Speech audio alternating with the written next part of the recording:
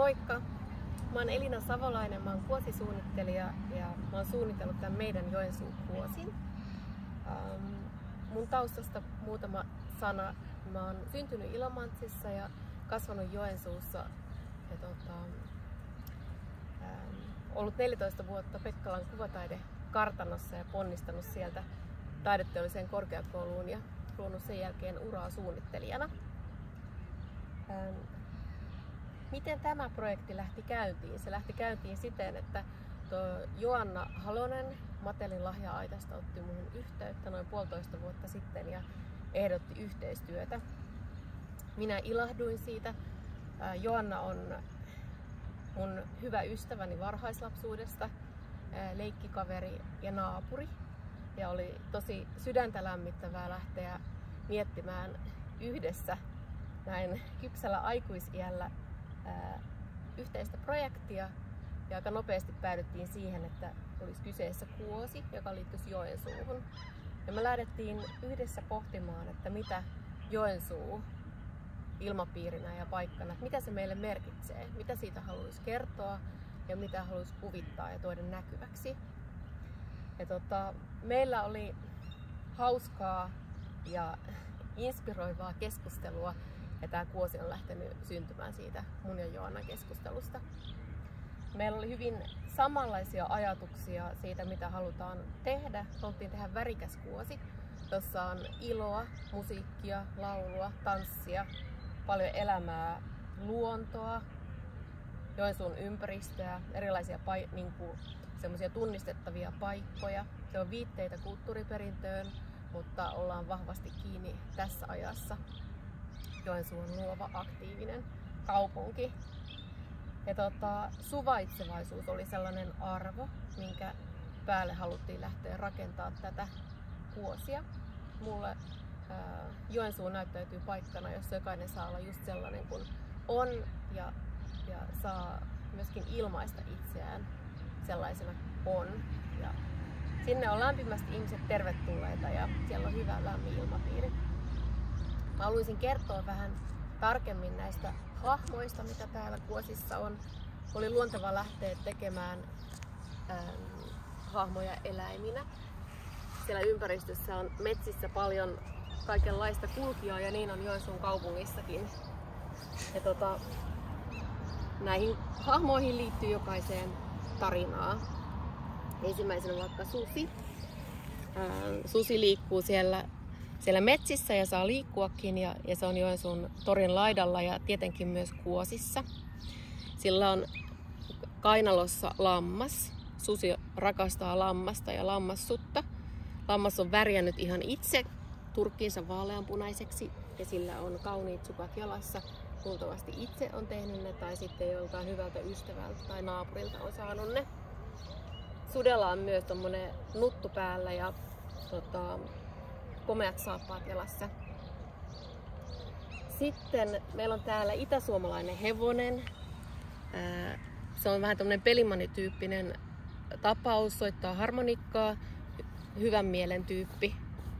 Ja tässä hänen ympärillensä tanssitaan usein. Sitten siellä on toinen soittaja, niitä nyt on useampiakin, mutta tässä on kettu. Se edustaa minulle Joensuun popmuusikoita. Sillä on tommonen hienot kaulukset kaulassa ja muutahan sillä ei olekaan päällä, mutta totta kai avain roikkuu lanteilla ja olisi tyylikkäät kengät jalassa. Meillä on muitakin soittajia. Täällä on koli. Ja kolin huipulla on idän uunilintu, joka soittaa tuommoista suurta konserttikannelta siellä ihan huipulla. Ja se soitto sitten, kirkas kaunis soitto, leviää ympäri kolin metsiä ja täällä taustalla näkyy pieninen. No mitäs muita hahmoja? Meillä on siellä 2 karhua. Ja molemmat on kupposensa ääressä. Mä luulen, että tämä istuu ihan siellä torilla, on hörppäämässä kahvia ja sillä on kuumat karjalanpirkat vieressä. Ja täällä on sitten toinen karhu. Sillä on vähän tommonen Puinen kippo, mistä hän hörppää jotakin. En tiedä, onko lämmintä puolukkamehua vai mitä, mutta mä luulen, että hän istuu jossakin suon laidalla. Sitten meillä on siellä hirvi. On usein näkymättömissä, mutta sitten kun ilmestyy, niin kaikki kyllä huomaavat hänet. Liikkuu sekä siellä kaupungissa, on liikkuu metsässä, mutta on myös välillä ilmestyy kyllä kaupunkiin ja on hyvin komea näky siellä.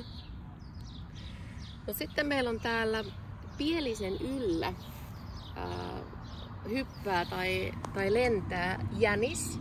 Se on tämmöinen voimakas naishahmo. Fereesi päällä, tanhukengät jalassa ja korvissa viittaukset viiskieliseen kanteleeseen. Hänet voi nähdä kirkkaana talviyönä taivaalla ja kulkee myös metsissä ja tulee ihan Joensuun keskustaan tanssimaan, kun on semmoista hyvää mieluista musiikkia. Ja sitten, kuka vielä? Pöllö. Hänkin juo kahvia. Hän juo sitä ihan siellä, missä häntä huvittaa ja hän juo sitä puun latvassa. Hänellä on tosi hyvän näköinen pulla myöskin. Tykkää erilaisista kahvileivistä ja käy usein tuolla Taitokorttelin siellä kahvilassa. Siellä on tosi hyvät pullat. No sitten meillä virtaa täällä Pielisjoki. Ja Pielisestä nousee hauki suoraan ylöspäin. Ja Pielisoissa menee myös muikkuparvi. Ja täällä on siis tämmöisiä paikkoja muita on, niin kuin tuolla on Joensuun kaupunginteatteri, on Laulurinne ja tosiaan Pielisjoen ja Pielisen mä mainitsinkin ja Kolin. Sitten täällä on näitä luontoelementtejä, on kuusi ja lehtipuu ja sitten on puolukkaa, pihlaja, mustikkaa, suppilovahveroita, lakka ja sitten on totta kai perhonen. Perhonen liittyy myös Joensuuhun. Kerranko mä jo kaikesta taisin kertoa. Haluan välittää sinne lämpimät terveiset Joensuuhun. Ja haluan kiittää Matelin lahja-aitan Railia ja Joannaa. Tämä on ollut todella iloinen projekti tehdä. Ja mä toivon, että se ilo, millä tätä kuosia on tehty, niin se välittyy sitä katsovalle ja sitä käyttävälle. Mulla on ollut siis paljon tullut erilaisia muistoja mieleen, kun mä olen tätä kuosia maalannut, missä onkaan tullut soitettua ja laulettua eri paikoissa ympäri Joensuuta. Ja